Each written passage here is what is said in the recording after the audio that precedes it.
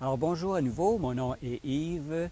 Alors je vous souhaite la bienvenue dans cette deuxième vidéo sur le thème de suivre son cœur. Alors suivre son cœur, c'est la suite d'avoir écouté son cœur et écouter, entendre la voix intérieure, c'est pas suffisant pour qu'il y ait du changement. Il faut oser poser des actions. Il faut oser agir, même si on n'a pas toutes les informations, même s'il y a des doutes, même s'il y a des peurs, même si on sent qu'on n'a pas toutes les compétences. C'est de cette façon que lorsqu'on fait un pas en avant, la vie répond en même temps. Et c'est ce qui va donner une couleur, c'est ce qui va donner une transformation, c'est ce qui va donner une vision nouvelle à travers l'action inspirée. Alors sans plus tarder, je vous invite à visionner la deuxième partie de cette entrevue que j'ai donnée et on se donne rendez-vous à la prochaine. Rebonjour Yves. Alors, ma question suivante, c'est qu'est-ce que on veut dire suivre son cœur? Alors, suivre son cœur, c'est l'étape suivante après avoir écouté son cœur, où on a reçu de l'information qui nous sert à localiser notre position. Qu'est-ce que je vis? Et en fonction de ce que je vis, avec l'attitude que tout est OK avec ce que je vis, mais que j'ai le choix, je peux vivre autre chose. Qu'est-ce que je veux vivre par rapport à ce que je vis? Et à ce moment-là, c'est pas suffisant. Cette information-là, la conscience de qu'est-ce que je vis, qu'est-ce que je veux, a besoin d'un élément supplémentaire, comme le GPS. Le GPS va te fournir l'information pour te guider le long de la route, avec une chose essentielle qui est un mouvement. Dès que tu vas peser sur l'accélérateur, tu vas bouger la voiture, le GPS commence à te donner l'information. Et nous, dans notre vie, c'est la même chose. Mais souvent, on attend soit d'être prêt, en pensant qu'on n'est jamais assez prêt, il nous manque des choses, il faudrait étudier plus, lire plus, suivre d'autres cours, etc. Et penser, quand je vais être prêt, là, je vais pouvoir agir. Mais la vie, elle répond simplement lorsqu'on passe à l'action. Et nos actions peuvent être de deux types. Ça peut être une action du cœur, l'action inspirée. Donc, suivre son cœur, c'est suivre l'action du cœur, l'action inspirée. L'information qui nous vient, on peut discerner si cette information-là, elle vient de notre cœur, elle est authentique, est vraie, ça va nous faire progresser, ou ça peut venir du conditionnement. Okay. Et la seule façon de le vérifier, c'est de le mettre en action. Notre mental, souvent on pense que si on y réfléchit, si on comprend, si on ressent, mais c'est pas suffisant à ressentir. Il faut bouger. La vie va nous valider à chaque pas qu'on va faire. Et suivre son cœur, c'est d'être capable d'entendre ces voix-là, donc dépister, d'écouter son cœur. Et on va entendre ces voix-là qui viennent nous dire « tu devrais, il faudrait que, peut-être que… Donc, tous les conditionnements qu'on a reçus, des fois, peuvent nous amener dans une direction opposée à notre cœur. Mais c'est juste en la suivant qu'on va pouvoir corriger, ajuster la trajectoire. Comme le GPS. Si on se trompe de route, il nous avertit, faites un virage, tourne à gauche, etc., pour retrouver notre route. Et c'est la beauté d'avoir contact avec ce GPS-là pour obtenir la guidance. Parce que la guidance, elle est là pour nous aider à corriger le chemin. Puis on peut juste le corriger si on avance. C'est ça. C'est tellement simple ce que tu dis. C'est vraiment les deux qui vont ensemble. Hein? Et un des conditionnements, en plus, c'est qu'on croit qu'on va avancer en ligne droite. Oui, c'est ça. Je pars du point A, j'arrive au point B.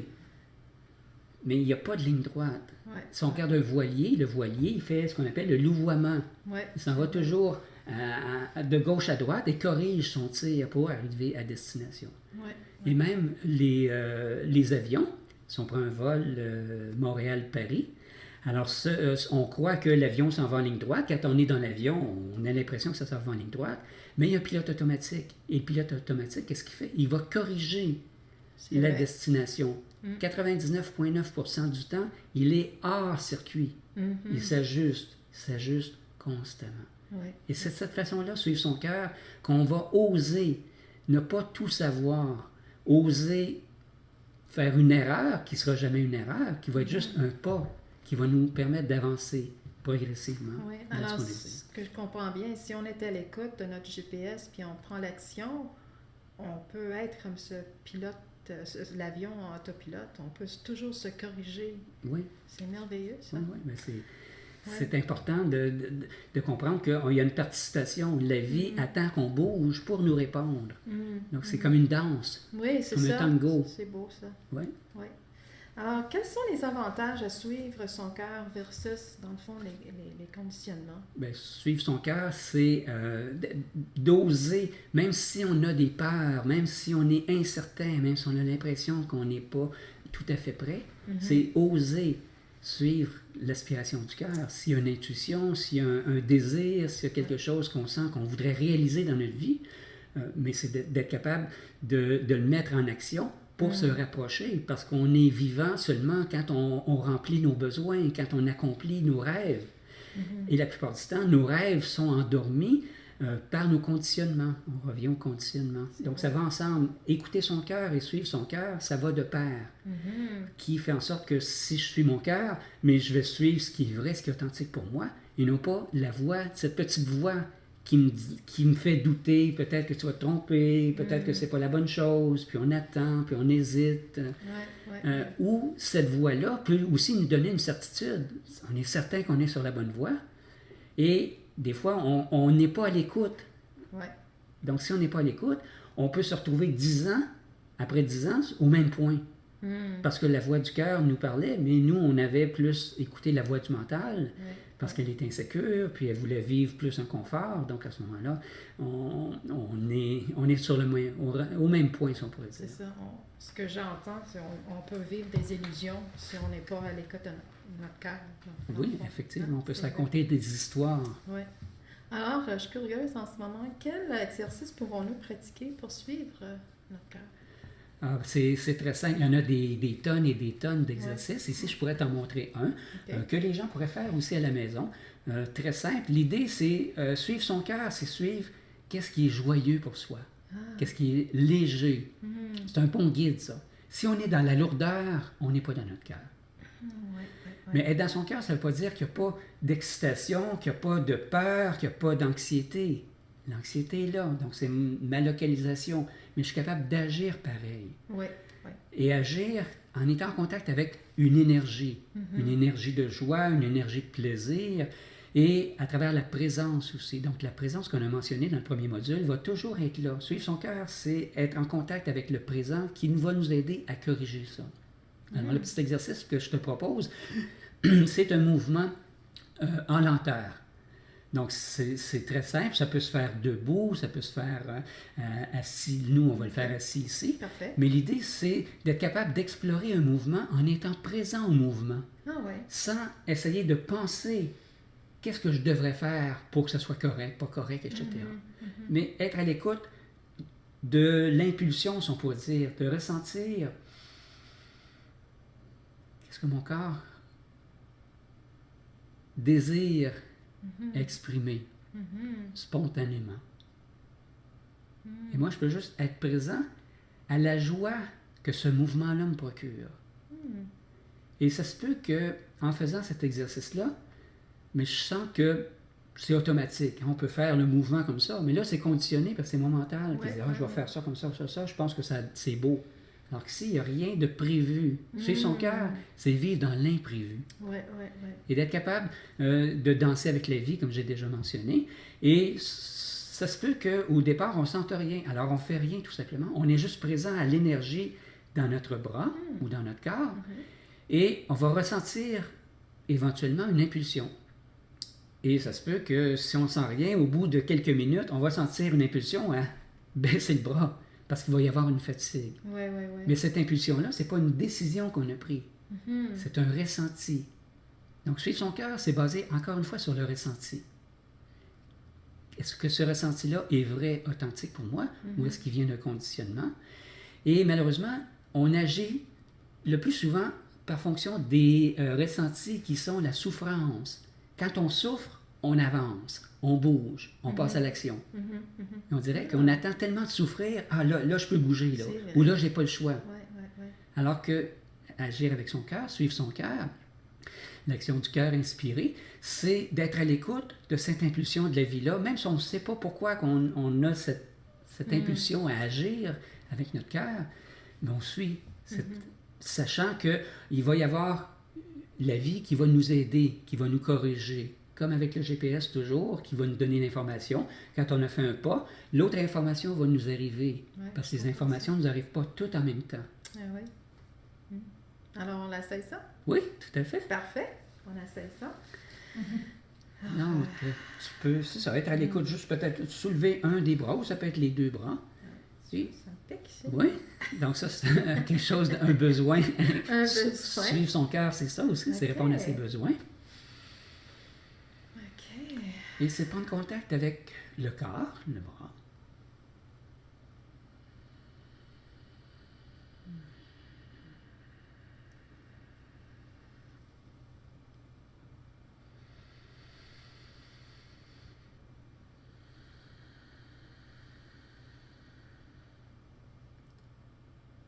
Pendant qu'on fait cet exercice-là, on peut rajouter l'exercice précédent du dépistage. On peut être présent à qu'est-ce qui se passe au niveau énergie. Donc, on peut le sentir justement, est-ce que je suis dans la joie, je suis dans le plaisir, ou est-ce que je suis en train de penser comment ça devrait se faire. Il peut y avoir la voix qui est en train de me juger, dire ben, c'est ridicule, pourquoi je fais ça.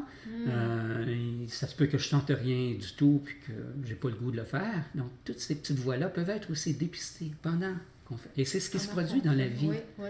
Pendant que je fais l'action, il y a toutes ces informations-là qui continuent. Donc, écouter mon cœur pendant que j'agis, c'est d'être présent pendant l'action. Donc, c'est une action de présence. Contrairement, comme la méditation, ou dans la méditation, non, on est immobile. Ici, c'est une méditation en action. Et toute la vie peut devenir une méditation. Parce que pour moi, une méditation, c'est laisser la vie créer à travers nous. Et suivre son cœur, c'est suivre ce que la vie veut créer à travers nous, mais qu'on ne sait pas. C'est comme une toile blanche qui va se peindre progressivement. Et les plus belles toiles, l'artiste ne l'avait pas dans la tête au début. Il la découvre au fur et à mesure des coups de pinceau. Alors notre vie, c'est un peu la même chose. Quand on suit notre cœur. C'est vrai. Puis on peut le faire avec notre cœur. Exactement. C'est ça l'intelligence du cœur. C'est toujours en lien avec le corps. L'action, ça passe à travers le corps. Juste être conscient de quelque chose, c'est pas suffisant. Le corps n'est pas en action, n'est pas inclus. Agir avec le cœur, ça nécessite effectivement la présence au corps qui va nous donner l'information. Le corps et l'énergie, souvent, vont nous donner l'information si on est dans la bonne voie ou on n'est pas dans la bonne voie. C'est ça. Et on peut corriger. On peut corriger constamment. Alors, je continue ou est-ce que... Non, c'est terminé. C'est simplement pour... C'est bien. J'aime bien ça parce que je comprends ça, être dans le corps, et puis on peut se sentir plus centré, je veux dire, plus ancré et être plus, je sais pas, plus présent. Plus vivant. Plus vivant, c'est ça le mot. Mais on continue avec les questions maintenant. OK. Ah ouais, il n'y a plus de questions. Il n'y a plus de questions, on va faire la récapitulation. Hein? On va faire la récapitulation. C'est ça. C'est ça, j'attendais à ça. C'est toi qui le fais, non? Oui. OK. Ou tu peux aurais pu me le proposer aussi, mais je vais... OK, je peux la proposer, Oui. OK. Alors, en somme, si tu peux me donner un petit résumé. Alors, qu'est-ce que ça veut dire suivre notre cœur et puis les avantages de tout ça et enfin, entre suivre le cœur et le conditionnement? Alors, c'est d'être plus vivant, hein, les avantages, c'est ça. C'est d'avancer en direction de la vie qu'on veut vivre. Moi, j'ai la croyance qu'on peut toujours agrandir notre vie. On peut toujours vivre plus intensément, plus passionnément. J'ai créé un acronyme VIP, vivre intensément et passionnément. C'est beau, ça. Donc, pour moi, c'est ça, suivre son cœur. Et c'est la capacité de créer sa vie et d'être libre dans ces choix-là. Donc, versus le conditionnement. Le conditionnement, je ne suis pas libre. Je ne crée pas ma vie. Je crée la vie que la société, que les parents auraient voulu pour moi, ou je crée la vie que je pense que les autres aimeraient aussi. Donc, au niveau relationnel, on va en parler dans les prochains modules. Donc, des fois, on ne suit pas notre cœur, on suit ce que les autres pensent, ce qu'on pense que les autres voudraient qu'on soit. On s'éloigne. Et ça, mais ça crée une vie qui est lourde, qui est triste. Alors que la voie de suivre son cœur, c'est une voie de création, c'est une voie de spontanéité, c'est une voie de légèreté. Et à ce moment-là, on devient ce que j'appelle maître de sa vie à ce moment-là. C'est bien important de partager ce beau message avec tout le monde. On a besoin dans ce temps ici. Oui. Très difficile. Tout à fait. Enfin, le monde pense que c'est difficile, mais je pense que c'est un moment opportun pour rentrer dans cette conscience. Oui, je crois que les gens sont prêts maintenant à suivre leur cœur. Et ça se fait en terminant aussi. On a parlé dans le premier module du support d'un groupe. Ouais. Et souvent, on a besoin de ce support-là pour se sentir... Parce que pour agir avec son cœur, il faut qu'on soit en contact avec une partie de nous qui est en sécurité. C'est ça. Et un groupe de présence amplifiée, de cœur amplifié, nous fournit cette présence-là de soutien, de support, et nous permet aussi de valider si l'action, elle est vraiment à travers une action du cœur ou si ça vient d'un conditionnement. Donc le groupe devient comme un feedback. Mais ce que je veux dire aussi, quand on parle d'un groupe, on est tellement... Dans le fond, moi, ce que j'ai vécu dans le passé, être en groupe, c'est pas nécessairement bon. Mais ce que j'aime, ce que tu fais, c'est que il n'y a pas des jugements. Alors, on rentre dans ça, on fait ce qu'on dit, dans le fond, dans le groupe.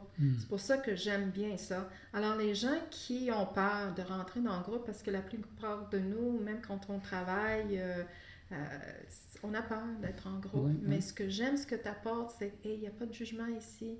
Personne, on laisse le jugement à part, puis on fait ce qu'on dit dans le groupe, et c'est la seule, et j'aime bien ça. Et merci beaucoup de ce témoignage-là. Et ce que tu as mentionné auparavant, c'est que cette crainte-là est liée beaucoup à des peurs, donc des insécurités. Donc, le groupe nous aide à dépister tout ça. C'est ça. Et nous fournit ce support de sécurité. Exactement. Parce qu'on est rendu à cette partie-là. C'est ce que j'allais dire, là, que tu avais mentionné, qu'on est rendu maintenant à cette étape-là où longtemps on a pensé que ce travail personnel, individuel, on veut garder pour nous.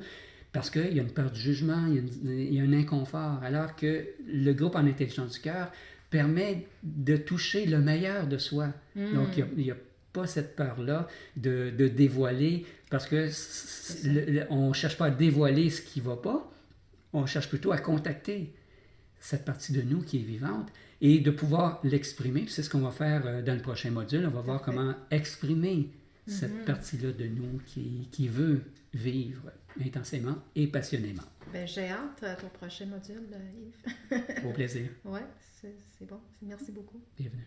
Merci d'avoir regardé la vidéo d'aujourd'hui sur le thème de suivre son cœur. J'ai très hâte de vous rejoindre dans le prochain module qui porte le titre d'être capable d'ouvrir son cœur.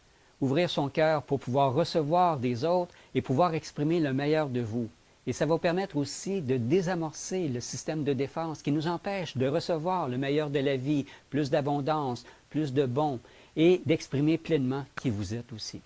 Et je vous invite aussi à laisser un commentaire ci-dessous, des questions, s'il y a des choses que vous avez retenues plus particulièrement, et aussi de partager avec vos amis, tous ceux que vous connaissez, ces magnifiques vidéos pour qu'ensemble, l'intelligence du cœur se répande à travers la planète.